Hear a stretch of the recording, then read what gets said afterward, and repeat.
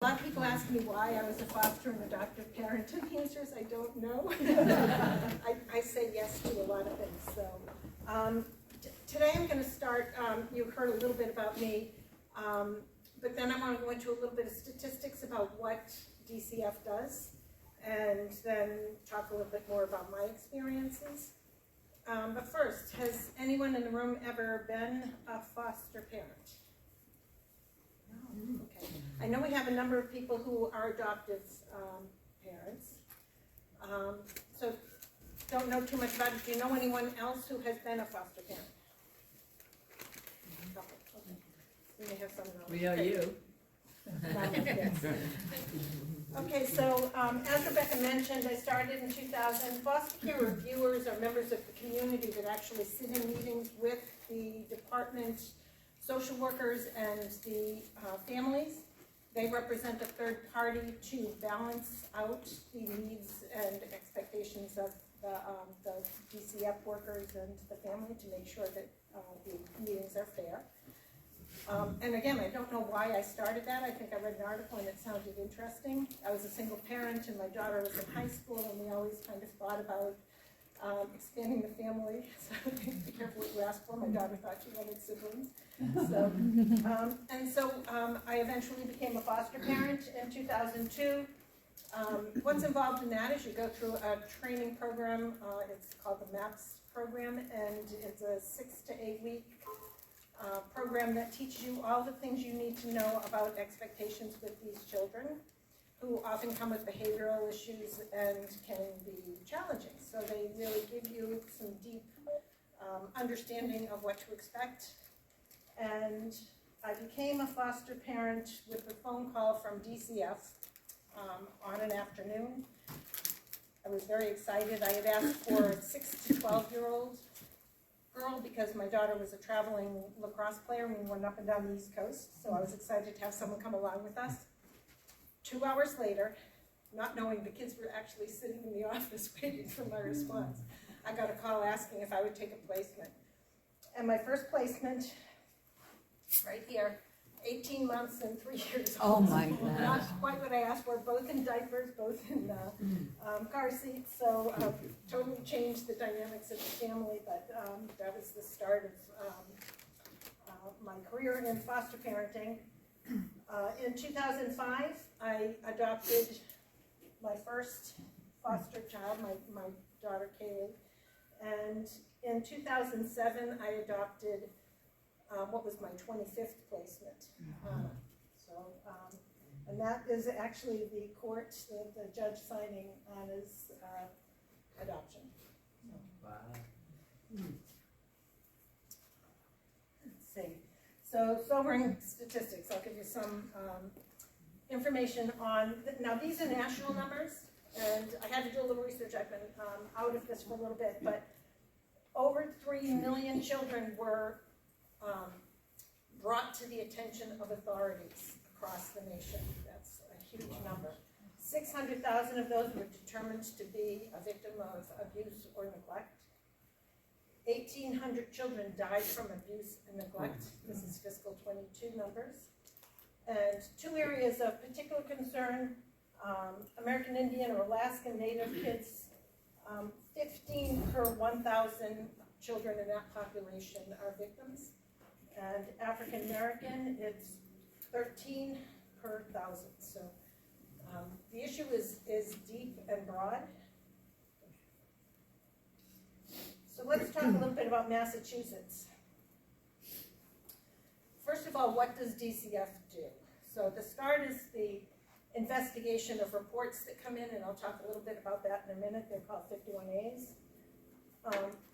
They provide supports in the home to keep children safe. The idea is to keep the family intact at all, when at all possible. 80% of the work that they do does involve work within the home with the family unit. If they have to take them out of the home into an out-of-home placement, they start with kinship and then they do foster care, so there are a number of options. That's about 20% of the consumer children that they serve. They also look for permanent families for children if parent unification is not possible, so that's the adoption system. And they also support, and this is a not well-known group, but the 18 to 22-year-olds are called transition age youth. These are kids who age out of foster care and don't necessarily have anywhere to go. And so there's supports for them as well. And they can also voluntarily sign back in to keep getting services. And this is a very troubled group. If they're on the streets and many of them are homeless, the numbers aren't good. So how does involvement start? A 51A is filed, and that can be filed by anyone in this room. Children can file on their parents. Anyone can do it, but they're mandated reporters who are legally obligated to report any signs of abuse or neglect. Anyone within the school system, healthcare providers, mental health providers, daycare crisis, law enforcement. In some states, even clergy are mandated to report 51As. So that's how it comes into the system. So the 51A protective intake response. So this is what happens when a 51A comes in. And the numbers here represent Massachusetts. 90,000 51As came in during fiscal 22. Huge number. Two things happen. On the right, you'll see the grade. These are the ones that are actually screened out. So during the process of investigating the report, 46% of them were found not to be actual cases of abuse and neglect. One of the things they teach you in training is that you will, if you're in there for any period of time, have 51As filed against you. I've had several. And they come out and they talk about it. Sometimes the kids are reporting something so they can get out of your home before they get too attached to you because they don't want to be rejected. So they reject you instead, which is tough. Of those, most are screened out and go away, but 17% of them can be, so a substance abuse in the home, something is in the home, so when they do the investigation, they find that there's illegal activities going on and those go to the DA. So the process can lead to some legal action, but not abuse and neglect of the child. Screened in, they do a more in-depth investigation, and 50% of the screened in, so 22,000 in Massachusetts, were supported or substantiated concerns in response, and 16,000 of them were not. So those, again, closed cases. So this becomes a case for the department. DCF cases include the entire family unit, if that's appropriate. So it would be the child's siblings, caregivers, even extended kin, and all of the family unit often gets services, because even if one child has been reported to have been abused, other children are affected in the family and the caregivers themselves. So I think you can go on the other, sorry. So those are the DCF cases. Case count, so clinical cases, 22,000 cases were open in fiscal 22, and another 2,000 adoption cases. And you can see they open, they close, they reopen. Sometimes the family gets back on track and then things slip and they come back into care. So it can be it's a hard number to track down and to pin down. How many are unique? You can see some pictures thrown in when there was space. So usually one or two of my kids are in there along with some of the kids that came and stayed with us. So. Consumers are the individuals within a case. So obviously the number of consumers is larger. Nearly 43,000 adults were receiving services through the department. Under 17, another 40,000, and young adults, you can see. And these are often the voluntary. So they need continued services, or they might be in group homes, and learning life skills. So, and yes, that's my... Our family pictures are very interesting because there are often faces that I don't even remember the names of anymore in them, but it was ever changing. Family events were always fun. My family would be curious to see who's going to turn up. So demographics of who is a consumer within the department. There are 12 different languages that are served, more than 12, but the vast majority do speak English. The mix is 35% white, 34% Hispanic, 13% black. All of this means less until you look at the next slide, which tells you, this is a comparison of this is the population, and this is so blue is the population percentage, and yellow is the percentage that are involved in DCF. So you can see that the heavily weighted into Hispanic, Black, Asian. And I will say that although part of it can be where you're living, your economic situation, it is by no means an economic issue. I had kids from Southborough and Concord and all around, all kinds of family backgrounds, all kinds of professionals and whatever. So abuse and neglect is not an economic issue, it's a social issue across the board. So placements, only about 20% of the population that is in care is pulled up for placement. They try at all costs to avoid that. So they leave foster care when they can safely reunite with their parents or when a permanent home outside of the family is identified. So this tells you a little bit about the placement types. Kinship is the biggest focus. They want you to, if a child is pulled out of the home, they want to find a safe alternative that's known to the child. So kinship is the first option. Child specific is the second. That could be a coach, a teacher, somebody else in the family, in the sphere of the child. And obviously pulling them out to an unknown family like ours is a last resort. I did a lot of emergency removals where children were pulled out of the home because of a specific, there might have been an arrest, substance abuse, something happened, medical emergency. And they would stay with me, but only for a few days while they did core background checks and checked out family members so that they could move them into a non-entity. So this really is the biggest focus. And young adults, you can see independent living is the placement option for them, and there are group homes across the state that accommodate. Congregate care are the more intense placements. That's schools, residential treatment centers, etc. And they use those more. Well, there's a heavy amount, but these are behavioral issues that can't be handled within a foster care environment. Sometimes kids would come into my care and it became apparent that I was not able to handle their behavioral issues, and they would move them to a treatment center like that.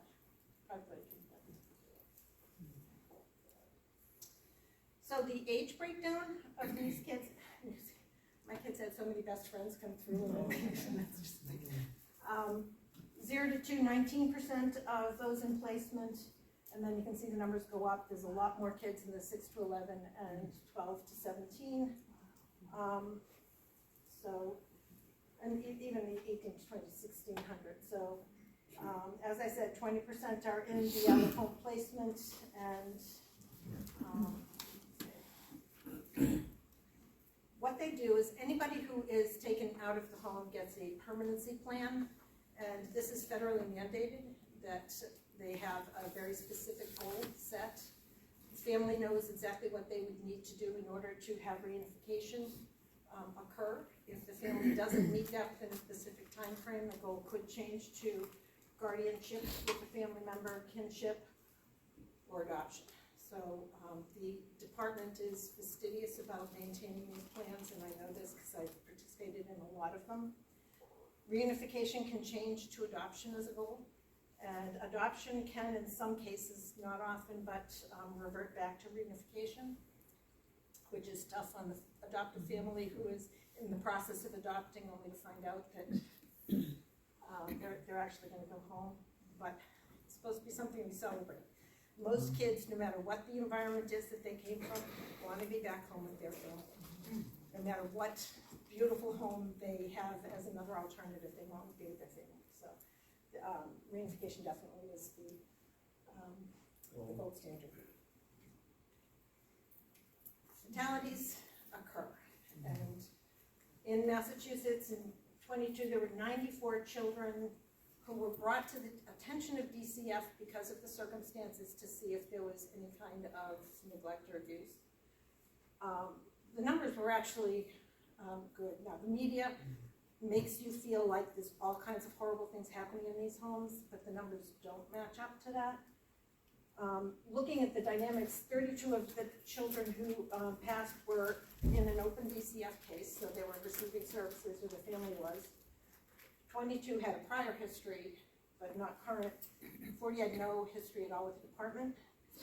But if you look at the cause of death, maltreatment was not the main issue. It was usually a medical concern, a SID environment, accidental, unfortunately overdoses or suicide, but only a handful were actually abuse and neglect that led to the death. So, not my favorite side. And this is 10-year trends. I'm not sure it tells us much because these things go up and down, but you can see that everything seems to be pushing towards lower numbers. The question of that, especially with COVID, becomes an issue because during COVID, kids weren't being exposed to the mandated reporters as much. And so the suspicion is that there were underreported cases of abuse and neglect. This may swing back up as things change. Okay, so on the local front, Concord is served, and Acton, this whole area is served by the Framingham area office, which is what I was working out of. They had in 22, 272 kids in placement and another 1,000 that were under care but not in placement. So, Friends of Children and Families. This is a group, it's a nonprofit associated with Framingham, and I was a part of this. I don't know if anybody remembers Tim Holt and his wife Mary. So this group, and they were both foster parents as well. Charlie D. He's our treasurer. He's a foster and adopted parent. So we raised money and supported the children that were in foster care in Framingham. We bought musical instruments and sports equipment and things that their foster families couldn't afford and the department didn't provide. We had, this was planning for a party. We had a big party every year to celebrate foster parents. It was, everyone looked forward to it because you were in a room full of people that get it. They've all been through the same things you have. We can safely talk about the crazy stuff because I'm in your house. And we also would support the social workers. Social workers are saints in my book. 15 is the number of cases that they're supposed to carry at any given time. There were around 20, 21 cases. It's impossible to do everything they were mandated to do. We'd have days where we'd take them bowling and get them pizza, or we'd have massage therapists come in and work with them. So that was, it was a fun group. Now, I have some pictures of some of the events that we did.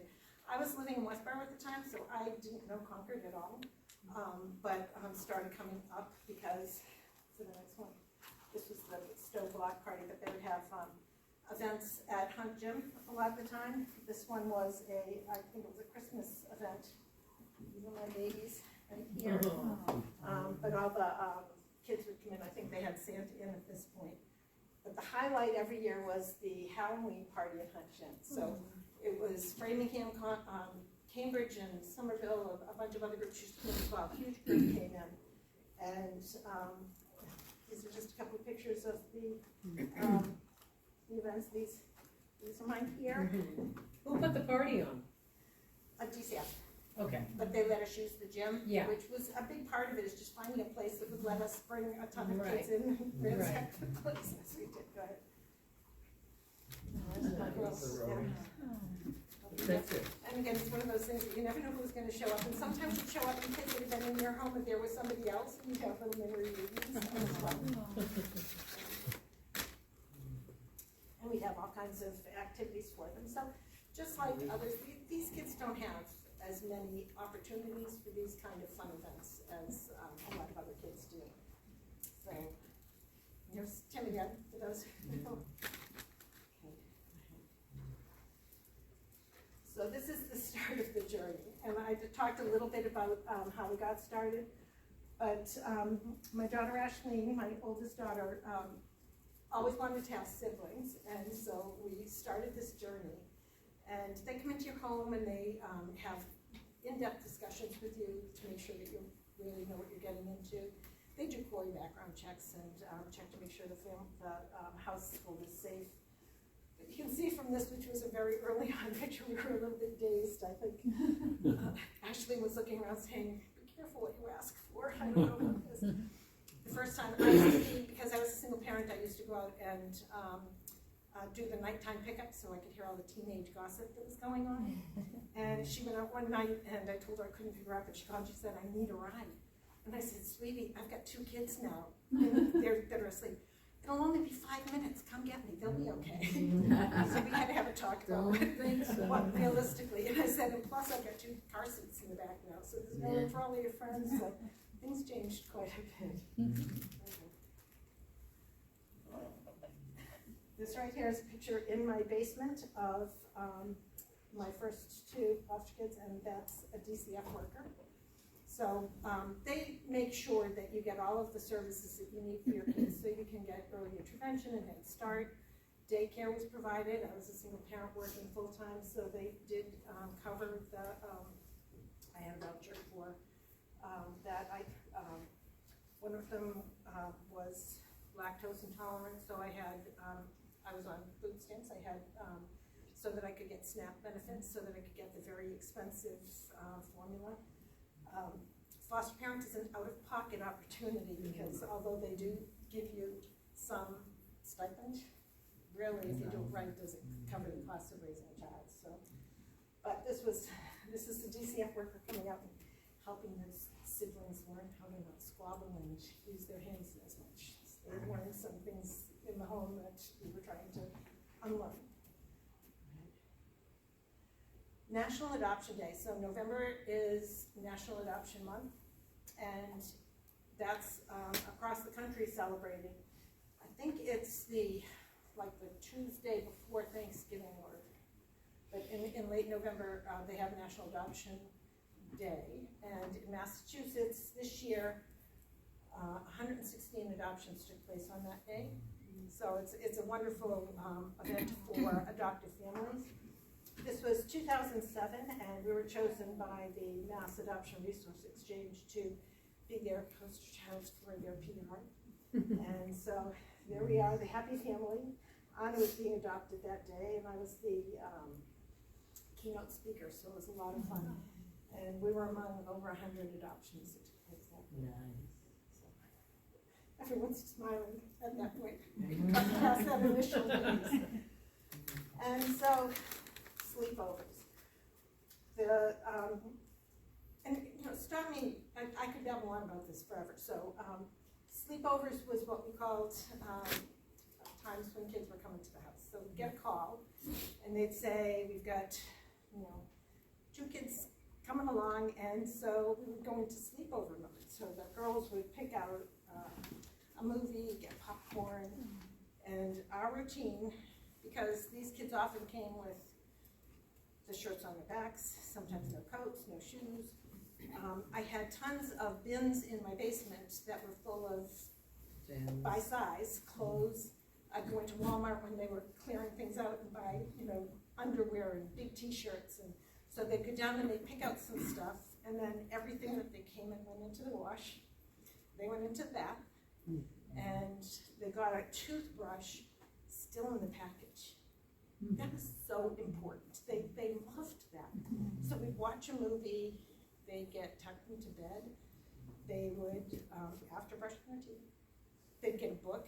These kids thrived on this because they were from homes where there was substance use or domestic violence or other things, and they weren't the priority. So they often fended for themselves. They put themselves to bed. They fed themselves. So to come into an environment with that tiny bit of structure meant so much that was amazing. So that's our sleepovers routine.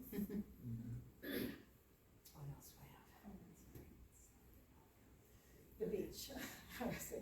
This was a joke. During the summer, or as we got towards the summer, we'd have long weekends coming up, and we'd say, watch, we're gonna get a call Friday afternoon. They'd call and they'd say, we've got a family of 3, see you Tuesday. So they'd arrive.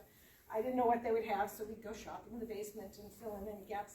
Stop at Walmart for bathing suits, what we have, and we were blessed to have a cottage down in Whitehorse Beach, so we'd have the kids down, and again, every weekend you never knew who was going to be showing up at my mother's house. But again, another experience many of these kids have never had, so they just, you know, we had a ball, we had a blast. I worked at Wayside Youth and Family when I first became a foster parent, and DCF was right on the other side of the parking lot. So it wasn't unusual to get a call late afternoon saying, we happen to have someone sitting here and he doesn't have a place to go tonight, could you? So I would literally walk across the parking lot and come out with the car seat and the child and whatever collection in usually a garbage bag came with them. But it was rather maybe a little too handy for DCF. Yeah. And now these are just a couple of pictures you can kind of scroll through. This is Ashleen, my daughter, the lacrosse player. And this was her sidekick. Kaylee went with her everywhere. She was yes, claiming her. And this one, oh God, this was a little boy. I got a call in the middle of the night. Where is it? I know. 2 o'clock in the morning, DCF calls and they say, we have a placement, we need to get them out. I was in Westborough, we need to get them out of Framingham. Mom had called the police. Father murdered her with a hammer while she was on the phone with the police. And then went to the police station with the baby covered in blood and turned himself in. And so I weaned the baby that weekend.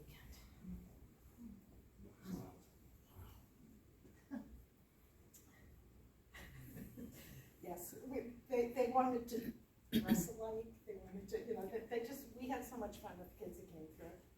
Like, what else do we have? Yeah. They were all so gorgeous. Storm was our last long-term placement. He and this is my Anna. The 2 of them were so much trouble, double trouble. And they would pull a chair over, and one of them would hold the chair while the other one climbed up on it to see if they could undo a light bulb. And look at the size of them, they were tiny. They got into so much trouble. He was supposed to come for a week, and things at home did not settle as they had hoped, and 6 months later he ended up going down south to a grandmother's. And it was, that was the last long term because they got so attached to each other, and it started to become difficult for my kids to separate who was leaving and who was staying. Is this going to happen to me? Then I'm going to have to go. Yeah. So we moved to pure emergency removals at that point, so that it was short term, and we could explain it a little bit better. But she still calls him her brother. Getting a little older, she has become quite the. She loves the kids. Quite the little mom. Almost done. There's some more. Still more. Every one of these has stories to tell, and the kids were all, no matter what they came through, they were all happy kids. You know, they thrived in an environment where they could just be kids. So, and we'll end with that. Those are my 2. Nice. Nice. 23 and 92.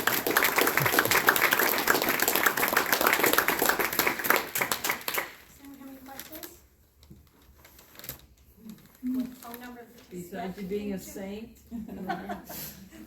Is there a big demand, like, can you find placements for the kids? Have you got people who say, I'll take a foster kid, or is it hard to be a foster parent?